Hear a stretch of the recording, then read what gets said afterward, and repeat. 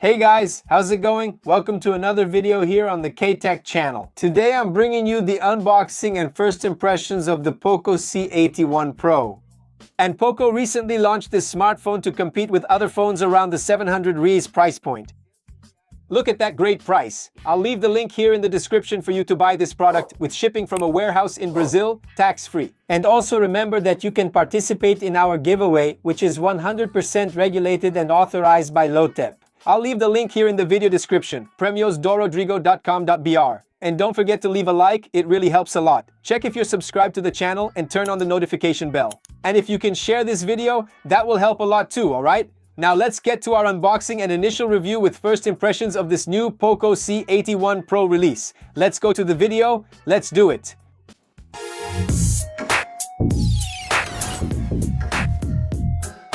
Starting the unboxing, we have POCO's traditional yellow box with the model highlighted. On the side label, we have the codes IMEI and the product version. Opening the box, we immediately see the smartphone, and right below it, there's a cardboard base. Inside it, we have an ejector pin, and below that, a charging and data transfer cable. USB-A on one end and USB Type-C on the other end. Quick start guide, warranty certificate, and the energy certificate. And unfortunately, this device doesn't come with a screen protector. It's not applied and doesn't come with a case, so you'll need to buy one for protection. Also, the European version doesn't include a charger. It's really thin. But it only supports charging up to 15 watts. And the version you'll buy in Brazil through the link below already comes with a charger inside the box. And now, with the device already in hand and fully set up, we have a 6.9-inch IPS LCD screen with a 120Hz refresh rate and a maximum brightness of 800 nits.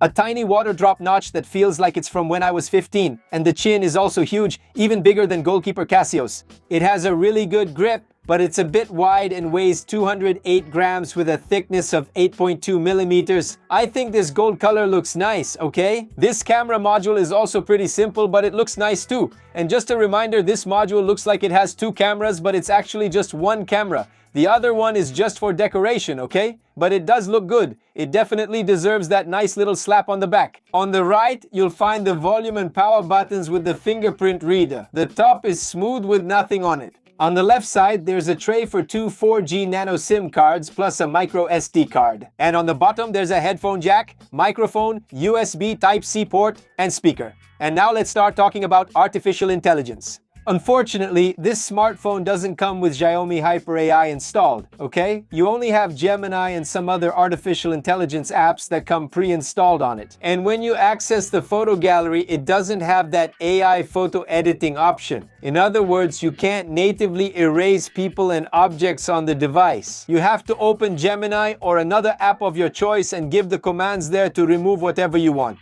or edit your photo according to your preferences, okay? For the battery, we have a 6,000 milliamp hour battery. The performance is really good. It easily lasts the whole day without needing to recharge. And in the PC Mark test that I did here, can you see it? On the screen, it reached 15 hours, okay, of continuous playback. In practice, this will correspond to about 11 or 12 hours of screen time with the device on, which is excellent. And now let's go to the processor test. The Unisoc T7 25012 nanometers scored 404,000 points on Antutu.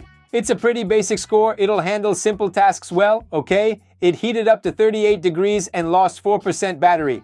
Now let's watch some gameplay footage. You can see them on the screen. COD Mobile only accepts medium graphic quality and maximum frame rate. And during the game, you can see that it runs pretty smoothly, okay? There's no lag, freezing, nothing like that, alright? It runs fine. I was able to play well without any issues, okay? Anyway, I didn't have any delay while I was playing here with it. Guys, it's a basic processor. You can't expect too much from it. Only light games with light graphics as well. Nothing too heavy, okay? Only everyday activities like accessing WhatsApp, YouTube, Facebook, Instagram, TikTok, whatever it is. When you're using all these social networks, you can have a nice smooth experience, and you can also send photos and videos without any problem, okay? Now, for heavier activities like more demanding games, for example, you'll start to have some issues running them on it. About its protection and certification, I didn't find anything, okay? So it's apparently a basic device. It doesn't have any kind of certification, not against water, not against dust, not against drops. Once again, it didn't come with a case or screen protector. Buy one to protect your device because you're going to need it. As for the operating system, we have Xiaomi HyperOS 3 running with Android 16 on the device. And another cool thing is that it has NFC connectivity for making contactless payments. And you can also use Android Auto with it without any problems. Side fingerprint, unlock and facial unlock, both working well. They're a little slow, but they're satisfactory, okay? Can't really complain. And there are 3 versions of this phone. 4 gigs of RAM with 64, with 128, and 4 with 256, and it doesn't support external connection. Yes, and there are also 3 colors available for it, okay? This gold one here, the black one, or the green one. But now let's go to the audio and video test on this device. Let's go, guys. Audio and video test of the POCO C81 Pro. Let's check out the quality here. Advanced. 1080p is the maximum it supports, okay? Let's maximize the brightness here. And let's rotate the screen here. Use the pinch gesture and there you go. That's it.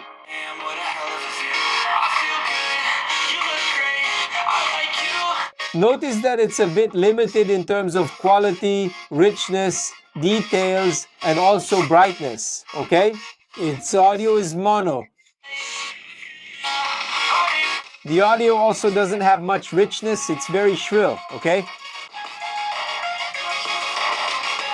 But it's audio. Okay, very basic, very simple. Okay.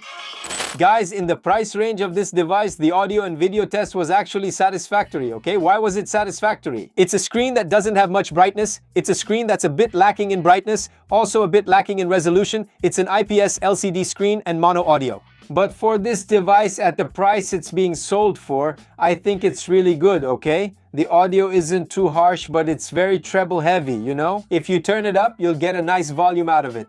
But it's very treble heavy, so the audio quality isn't that great. But again, for daily, everyday activities, it'll serve you just fine, okay? Now let's start talking about the cameras. On the front, we have an 8-megapixel camera that records in full HD at 30 FPS. Let's look at photos and videos from its front camera.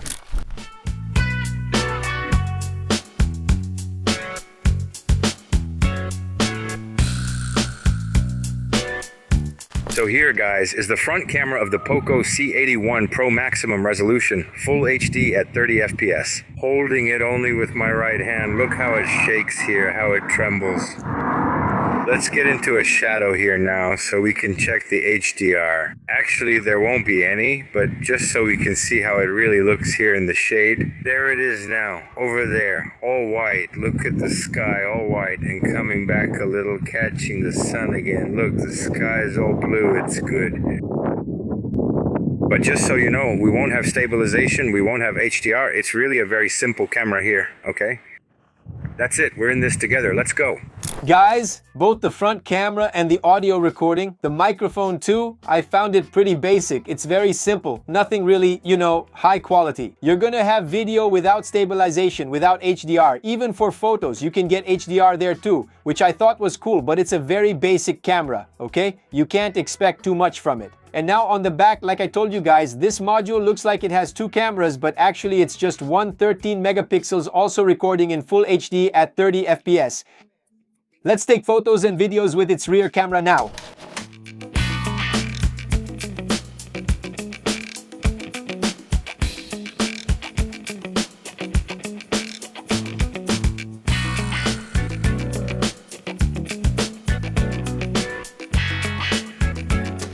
So here now, guys, recording with the rear camera of the POCO C81 Pro. Look at this car here, Hyundai Staria. Is this car sold in Brazil? I don't think so, right? Actually, this is a van, not a car, right? It's a van. And look at its big dashboard there for you guys. Here is its front. Futuristic, right? Beautiful car, but anyway, let's go. Coming back here to the camera, we're testing here the audio too. Let's go. Rear camera, maximum resolution, full HD, 30 FPS, holding it only with my right hand. Let's check its focus now.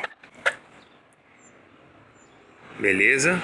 Alright, focus over there now, and focus here. Pretty fast, right? Nice, that's it. There you go.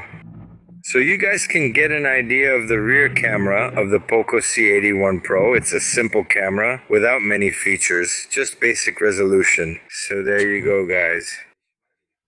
Once again, I don't know what you guys thought of the rear camera, but I found it pretty basic, just like the front one. It's also a camera that won't offer any special features. You'll really only be able to take a photo or video to capture the moment and not miss it, okay? But don't expect any very advanced features. You're going to have something really simple here, both for photos and videos. And the audio capture is the same thing. With the front camera too, the microphone has somewhat limited quality. And that's fine, but I'll say it again. For 700 Rs, you get a lot for the money, man. You can rest assured. Now let's go to the pros and cons, in my opinion, starting with the pros. A 6,000 milliamp hour battery. Huge. Very good. A big screen too, even though it's an LCD IPS screen with slightly reduced quality. But it's a big screen, so for those who like a big screen.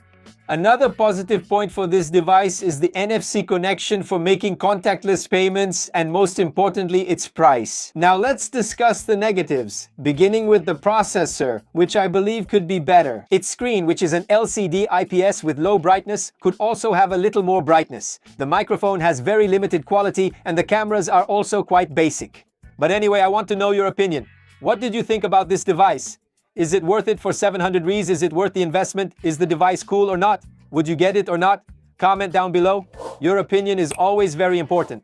And before you leave, don't forget, man, make sure you've liked the video, subscribed to the channel, and turned on notifications. Sharing this video would also help a lot. Thanks. That's it. We're in this together. Thank you. God bless. Big hug. See you next time. I'm out.